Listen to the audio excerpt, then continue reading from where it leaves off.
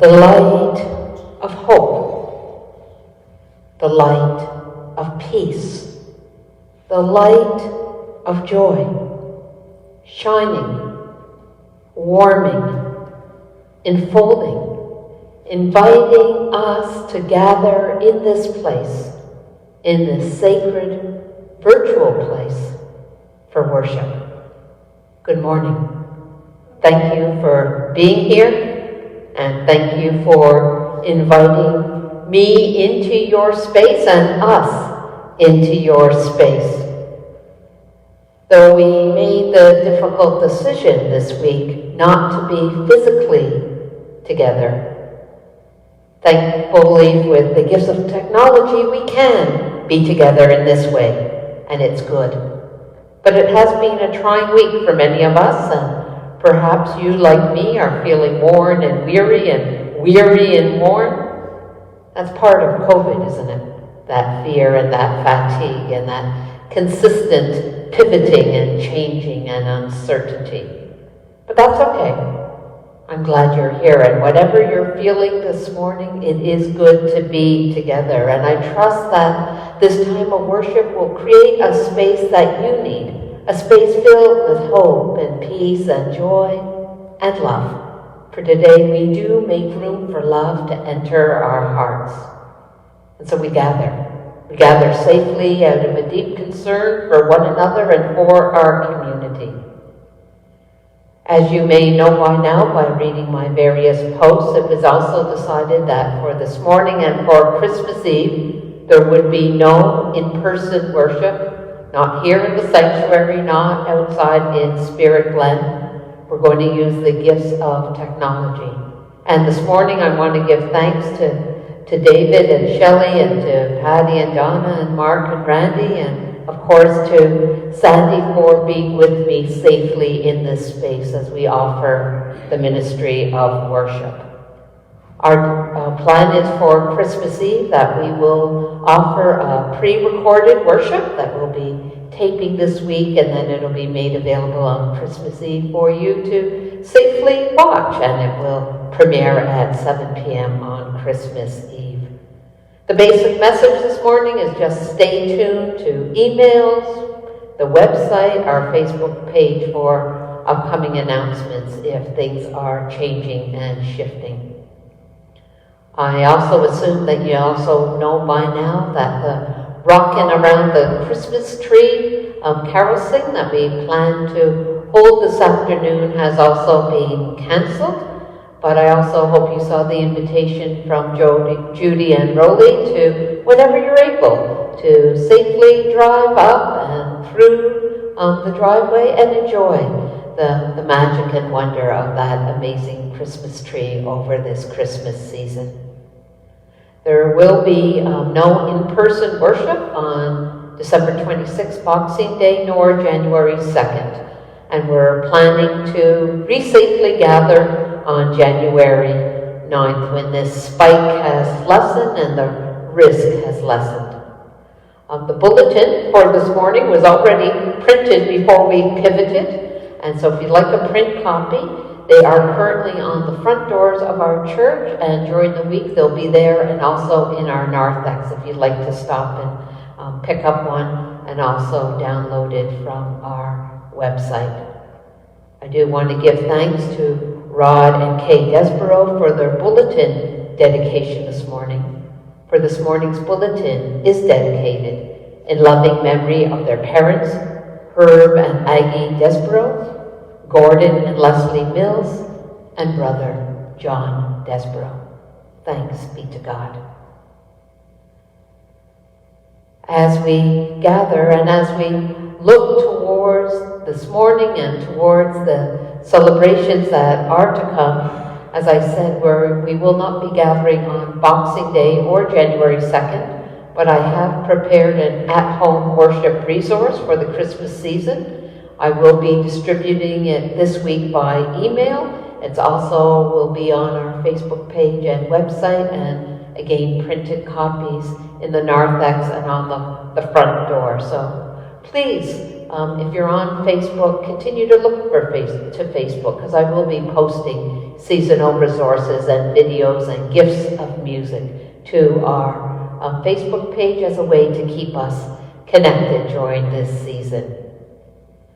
As we gather, I think I've covered many of the announcements that were in your bulletin, but there is a thank you in the bulletin from our Ways and Means Committee for all your support of their recent fundraisers. Our Tisket and Tasket raising over $5,000, our pop-up bake sale raising $300, and our 12 Days of Christmas raising over $1,100. So a thank you for all of your support of those fundraisers. Also, I saw this morning that Gord Barnes is celebrating a birthday, so a happy birthday from us to you, Gordon, as you safely gather for worship this morning. Anyone have any announcements they'd like to make?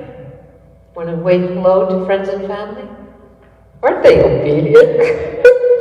You gotta love them. We do gather in the safety and sacredness of this place. We hope you are well. I hope that your spirit is well. But I also know that maybe I should say, I am feeling a bit worn and weary. I'm wondering and I'm worrying. I'm broken, but also know the beautifulness of this season. Disappointed, but also determined. I'm a bit harried, but I'm always hopeful. Emotionally, physically, spiritually, this week has pushed us once again to the limit of our internal resources. But these days of the Advent and Christmas season, though often rough, are filled with much goodness. And so this morning I'm inviting us all away from the hustle and the bustle, from the noise and merriment, to a place of deep hope and peace. A time of worship that's woven together by messages of light and love. As I've said before, this is not a sad time of worship. Rather, it's a time where we acknowledge the many emotions and memories and feelings that are so much a part of this season. Despite that classic Christmas song, "It's the most wonderful time of the year," it is not the happiest season for all. And that's okay. This time of the year is complex, just as we are. But here in this place and in this space we are enfolded, reminded that in it all and through it all, the light of hope and peace and joy and love is ours. As we make our way towards the 21st and winter solstice and the longest night, we are reminded that in the darkness of creation, in the darkness of our lives, in the darkness of our world, the darkness is held in that promise of light. Into the darkness of our world, Jesus came. Into the darkness of this day, Emmanuel, God with us, comes. For many of us, even the word darkness is associated with something bad or evil. But for us as people of faith, we need to remember that darkness is a gift. Nature reminds us that a seed in the earth needs darkness in order to grow. We ourselves were fashioned in the darkness of the womb. In the beginning, the scriptures remind us, there was darkness. There is goodness. There is God in the darkness. Indeed, it's only when it's dark that we can be filled with the awe of a star. We need darkness in order to see the light. And so this day, as we come aware of the hard parts of the darkness, we're also invited to become aware of its goodness and grace, to become aware of the light that shines around us, the light that shines within us, the light that shines through us. This is Advent. Waiting, preparing, dreaming. This is Advent. Worrying, grieving, longing. This is Advent. Giving, receiving, birthing. This is Advent. Making room, creating a home. So the Word became flesh and blood and moved into our neighborhood.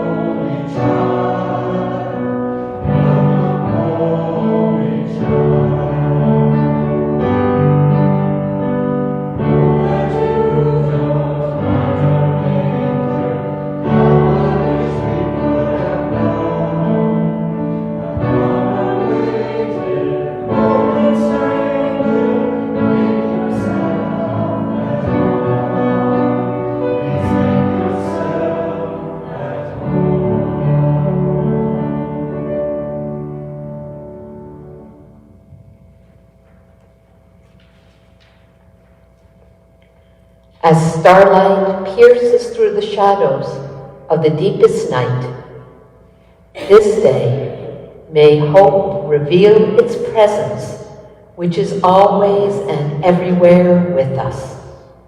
As a hand reaches out in compassion, reminding another that they are not alone, this day may holy peace embrace us and flow through us. As rain falls from the sky, quenching the earth and renewing all life, this day may joy restore our thirsty spirits. As tears spring warm into our eyes, spilling down our cheeks and toward our hearts, this day may love have its healing way in us.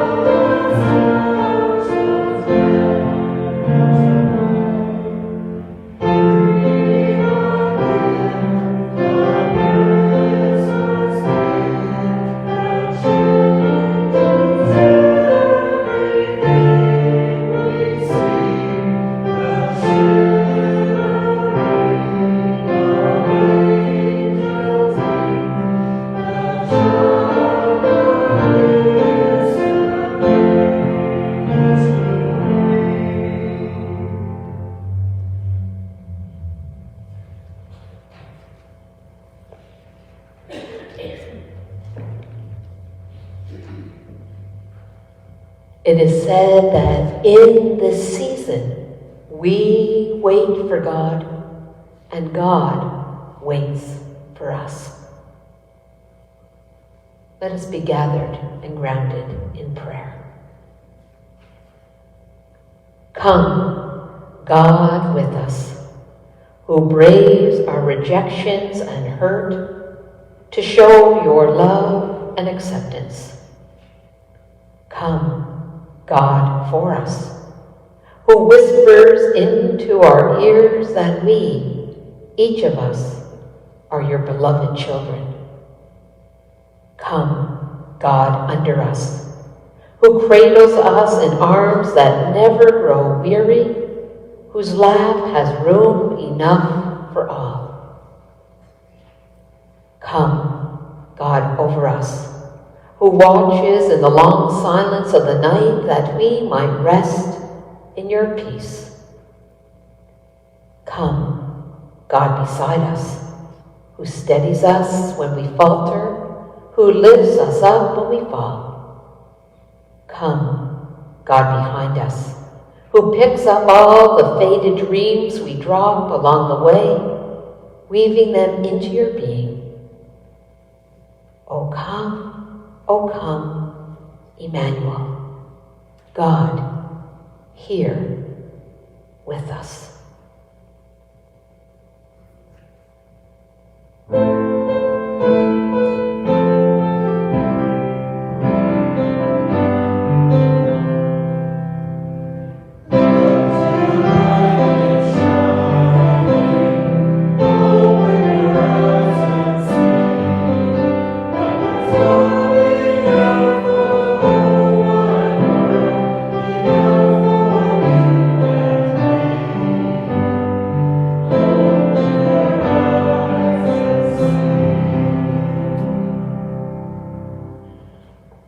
We gather on this fourth Sunday. We're almost there. The Sunday when we continue to create a home for God as we make room for love. And this year, as you know, we've been creating a home for God and making room for hope and peace and joy to enter as we've been following our Advent living and sharing calendar. And I'm not sure if you can see the tree on the live feed this morning, but the tree is filled with so many gifts of hope and peace and joy and love that have been shared for Viola's place and for Tierman House and Brenda's place, and this week for the SPCA and Karma Cat Rescue. And as we continue to make room for love, we celebrate another ministry that we are a part of, our Grab and Go lunch program and our Grab and Go pantry. And also there's a kind of sister organization out at Northumberland called the Karma Closet, a safe space where students in need can receive the support they need in some practical gifts. And so this week we're invited to continue to share those gifts with Grab and Go and with Karma Closet. And indeed, on Friday, folks from Grab and Go were downstairs putting together the donations that many of you offered for the Christmas boxes that were distributed to 11 students and their families at Pictou Academy. And so we do give thanks for how we are living and sharing the message of this season. It's said that what is most important around Christmas is not what's under the tree, but who is around the tree. And through our gifts, we are enfolding and inviting people to gather around the tree as we share our gifts of love and hope and peace and joy this season. And the Word does become flesh in us and through us, and we do give thanks. And so we're going to sing, as we've been singing bravely and boldly throughout this season, with our Christmas song, Advent Christmas song.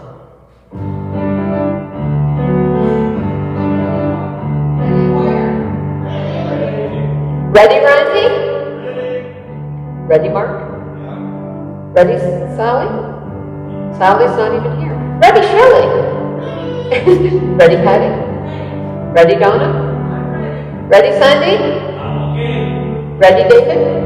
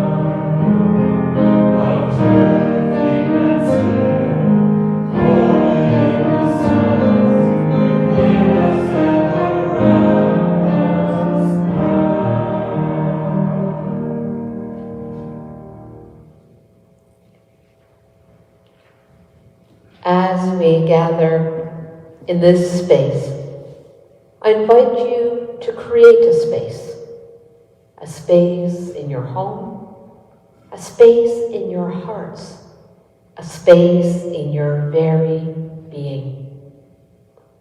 You may want to close your eyes for just a moment and take a deep breath.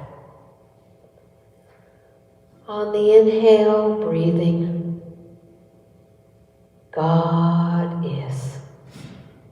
And on the exhale, breathing, here. God is here. God is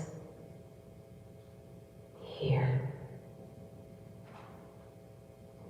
A space, a heart space, a spirit space, a prayer-filled space.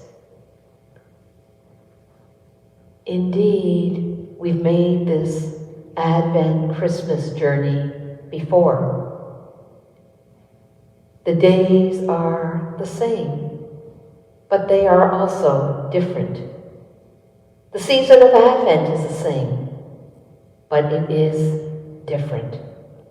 Christmas will be the same, but it will also be different. It's different because we are different. Our world is different. Our lives, our beings are different than they were the last time we made this journey. And so we come with all that we are and all that we feel and all that has happened. We come and we are here.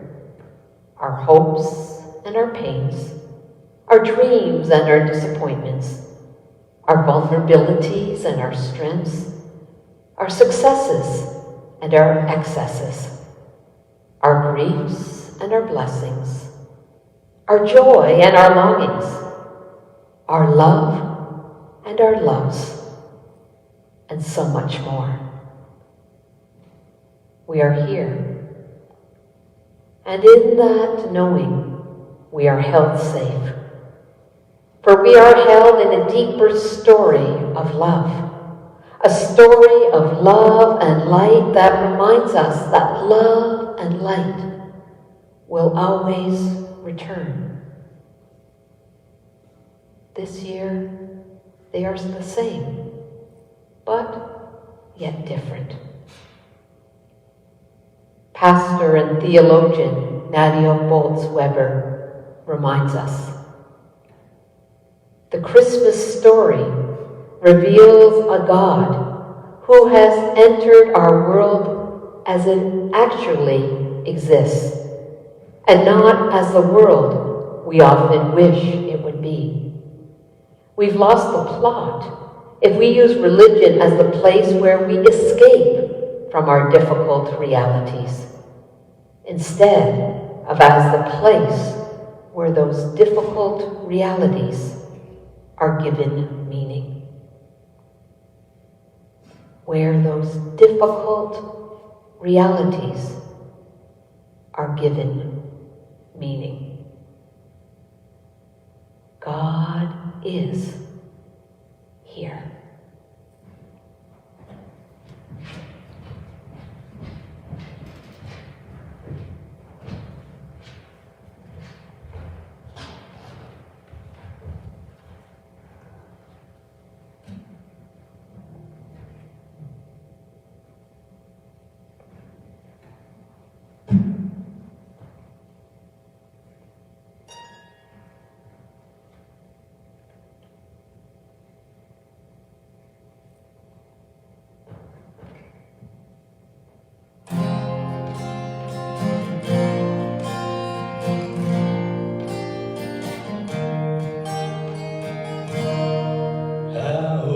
Pale is the sky that brings forth the rain, as the changing of seasons prepares me again for the long bitter nights and the wild winter's day.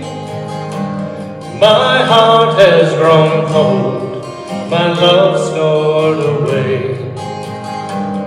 My heart has grown cold, my love stored away.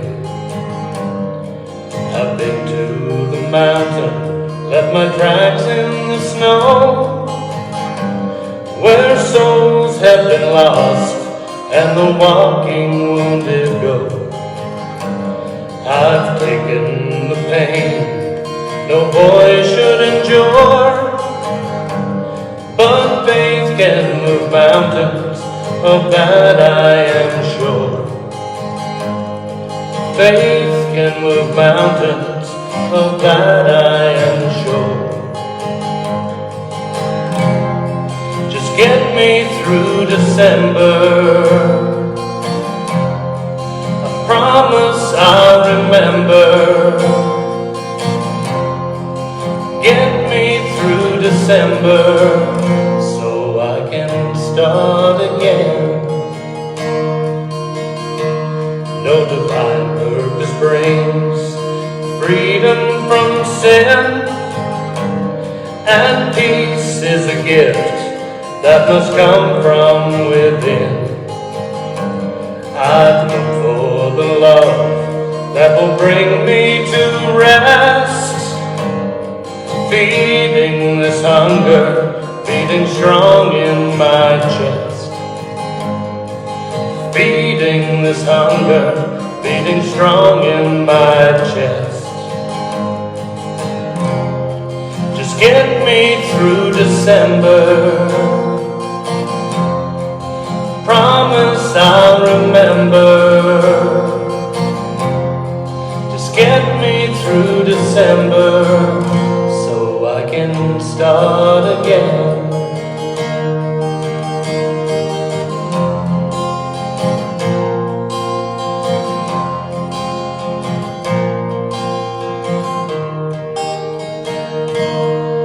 I've been to the mountains, left my tracks in the snow, as the changing of seasons prepared me again.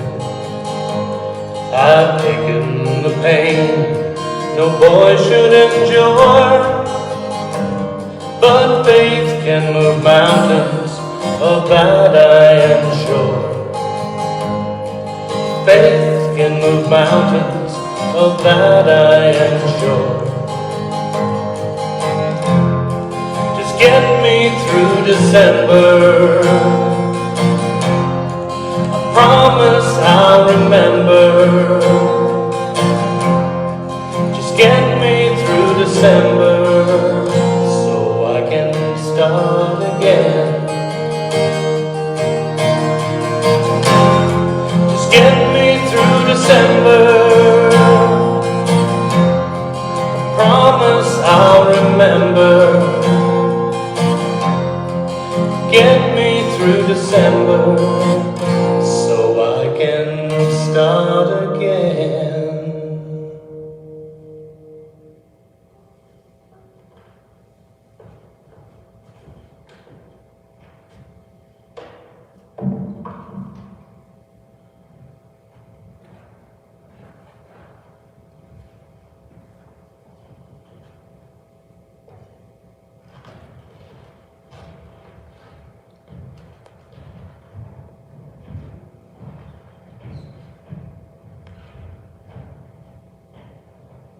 A word of wisdom for today from Matthew's Gospel.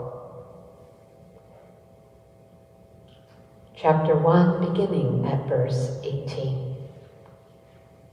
So here, finally, is a story of the birth of Jesus, the Anointed. It is quite a remarkable story. Mary was engaged to marry Joseph, son of David. They hadn't married. And yet, sometime well before their wedding date, Mary learned that she was pregnant by the Holy Spirit. Joseph, because he was kind and upstanding and honorable, wanted to spare Mary's shame. He did not wish to cause her more embarrassment than necessary. Now, when Joseph had decided to act on his instincts, a messenger of the Lord came to Joseph in a dream. Joseph, son of David, do not be afraid. Do not be afraid to marry Mary and bring her into your home and family as your wife. She did not sneak off and sleep with someone else. Rather, she conceived the baby she now carries through the miraculously wonder-working of the Holy Spirit.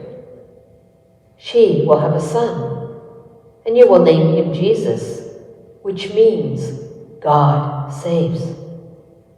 Because this Jesus is the person who will save all people from their sin. All of this happened for years and years ago. Isaiah, a prophet of Israel, had foretold the story of Mary and Joseph and Jesus.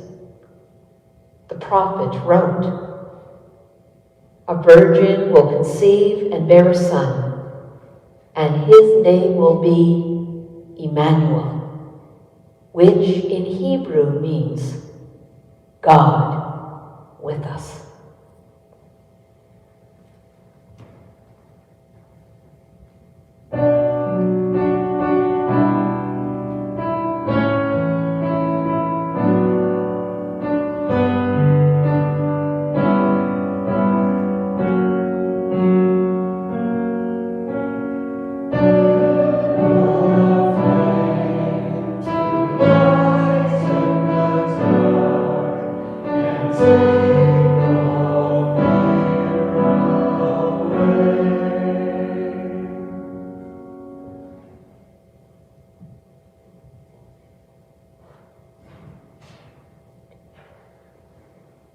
Former moderator of our church, the Reverend David Giuliano, in his novel, The Undertaking of Billy Buffoon, offers these words: "Gather up what has been broken. Bring what is wounded. Bring the long winter and the impossibility of spring. Bring hearts cracked open by sadness, by defeat, even guilt. Bring your whispered prayers, your raging souls, your pain-filled memories, and your dreams stolen. Bring your doubts and anger too. Bring the lie. Bring the lie about the finality of death. Bring it all, bring it all, bring it all. Together we will carry it like kindling. Stack it high, brittle stick on stick, and rub those bones together to light a fire against the night."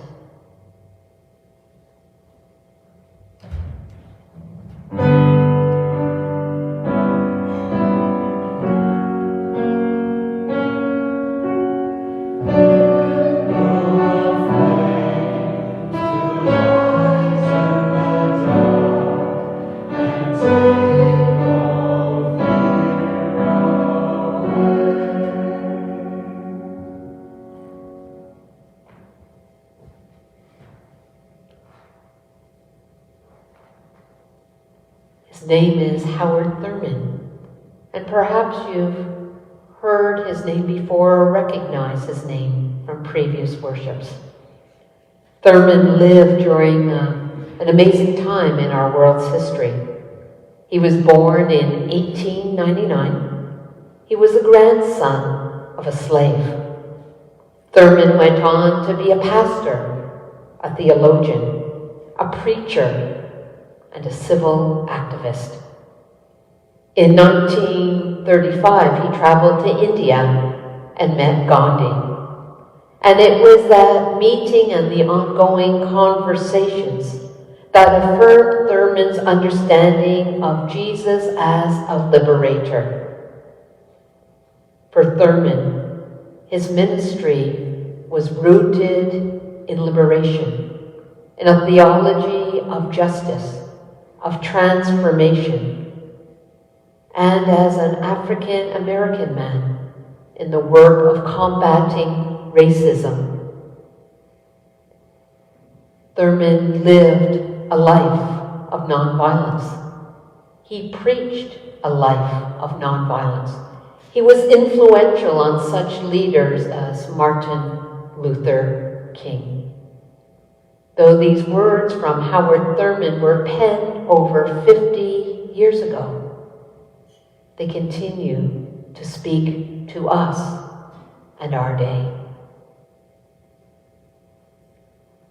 I will light candles this Christmas, candles of joy despite all sadness, candles of hope where despair keeps watch, candles of courage for fears ever present, candles of peace for tempest-tossed days, candles of grace to ease heavy burdens, candles of love to inspire all my living, candles that will burn all the year through.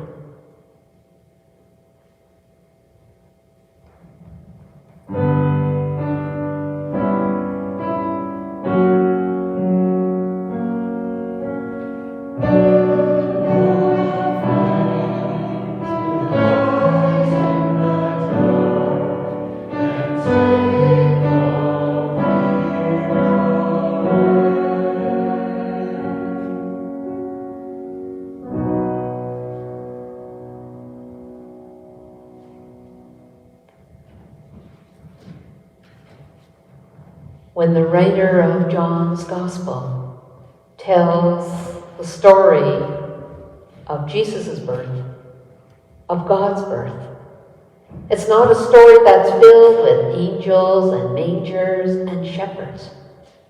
It's a story that's told in symbol, a story that's told in signs and poetry and metaphor. John tells the story in this way. The life light, the life light, the life light blazed out of the darkness, and the darkness could never put it out.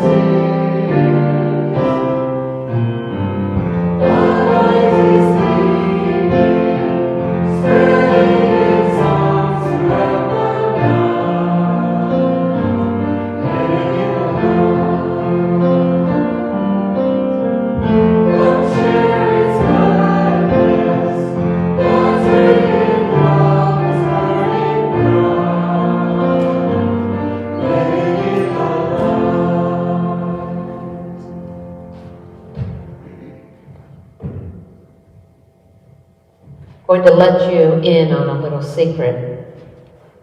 Over a month ago, I began to plan this worship today. As you know, traditionally we've held in the Advent season, often on the evening of winter solstice or as close as we are able, a worship we call O Holy Night, a more reflective and contemplative time of worship. But back in November, as I was feeling some of the fatigue of those around me and the worries of the spreading of variants and increasing numbers, I thought that that time of worship was a gift that we all needed, that we all need that space for contemplation and wisdom, a space of light and hope, a holy space. And so the plans began.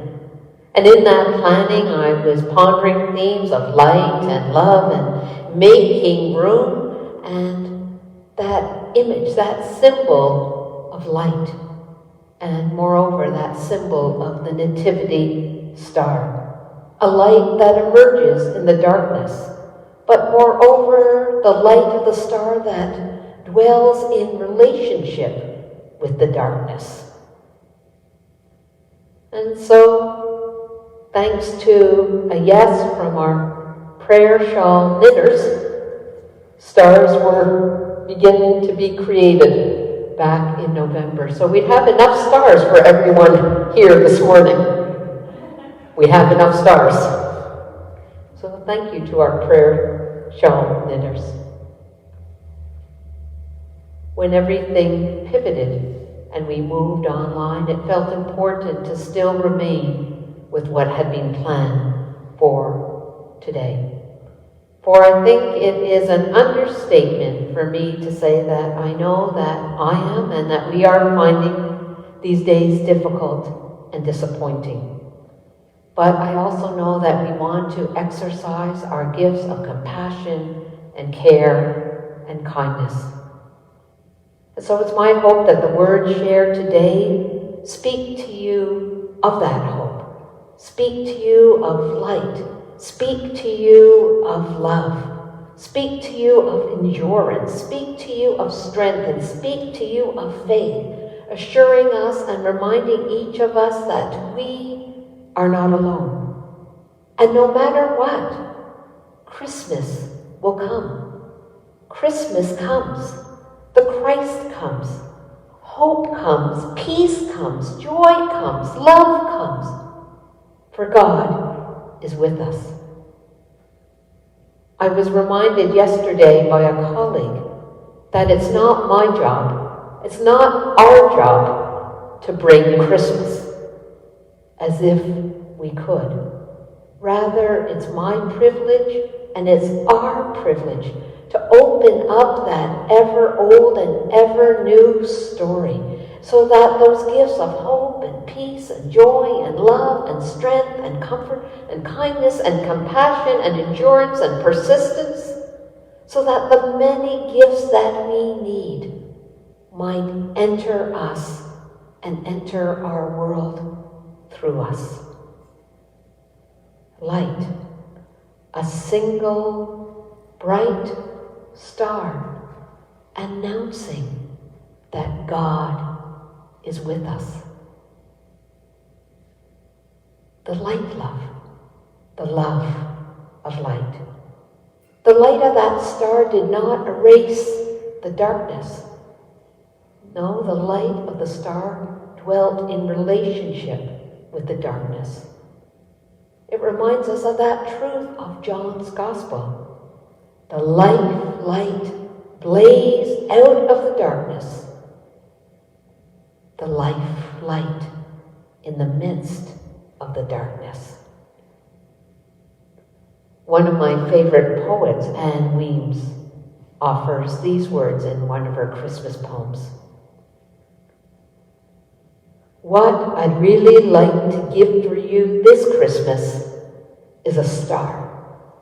Brilliance in a package. Something you can keep in the pocket of your jeans or the pocket of your being. something to take out in times of darkness, something that would never snuff out or tarnish, something that you could hold in your hand, something for wonderment, something for pondering, something that would remind you what Christmas has always meant, God's Advent light in the darkness of this world. And so what I'd really like to give you this Christmas is a star. What our prayer shawl knitters really would like to give you this Christmas is a star. And if not this Christmas, maybe into the new year. Because we can always use a star to remind us of the abiding presence of the Holy. The stars are here in the church for you. I'll be placing some in the narthex and also in the folder on the outside of the church door, so you can pick one up as you are able and as you need to do so, and do that in a safe way. And I do pray today, and I will continue to pray this Christmas season, that light and love may enfold each of us, that we open up our very beings to that ancient story that is ever old and ever new. That story that reminds us that indeed God is with us. Blessed be. Amen.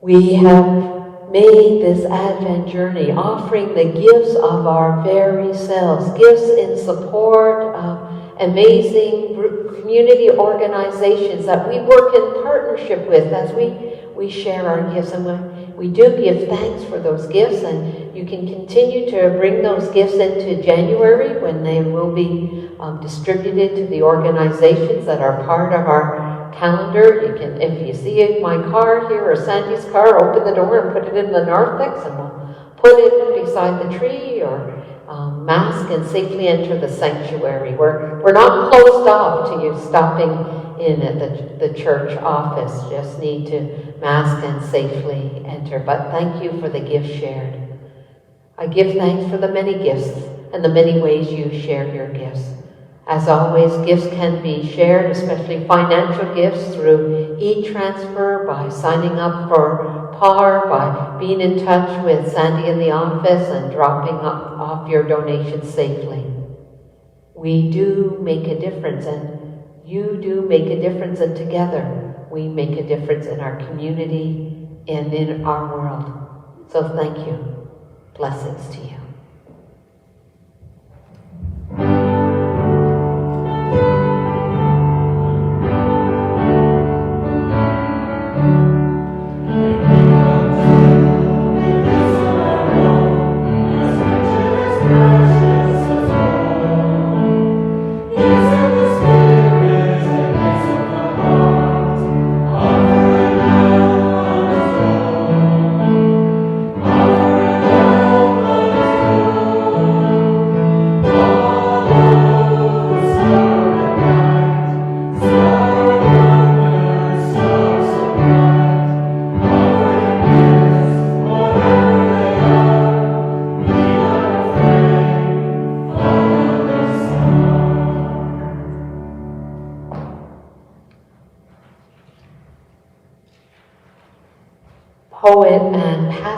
Jim Bertlow, offers these words for this Sunday in the season of Advent. He writes, "The last candle burns. The waiting's almost over. Soon we'll hear a baby crying and we'll know that God is no mere idea. Soon we'll feel what Mary feels with the baby in her arms. And we'll know we've met God in person, a person among us, weak and wanting, wise and growing. Soon we'll know what is divine about being human and human about being divine." The last candle burning. One candle burning. One star shining in the night sky. One child lying in a manger straw. One God among us. Emmanuel.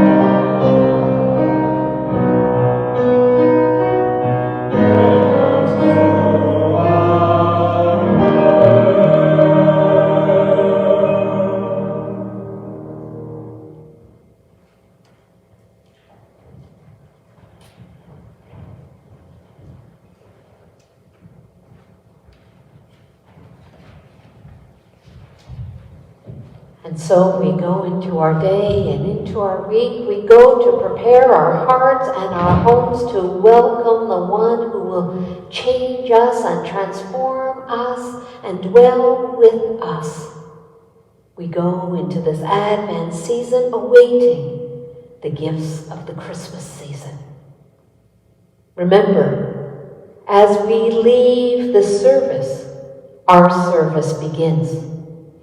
May we be brave enough May we be bold enough, may we be open enough through our living and by our sharing, by our comfort and by our compassion for ourselves and for others. May we create a home for God. May we make room for love to enter our lives and our world. May it be so.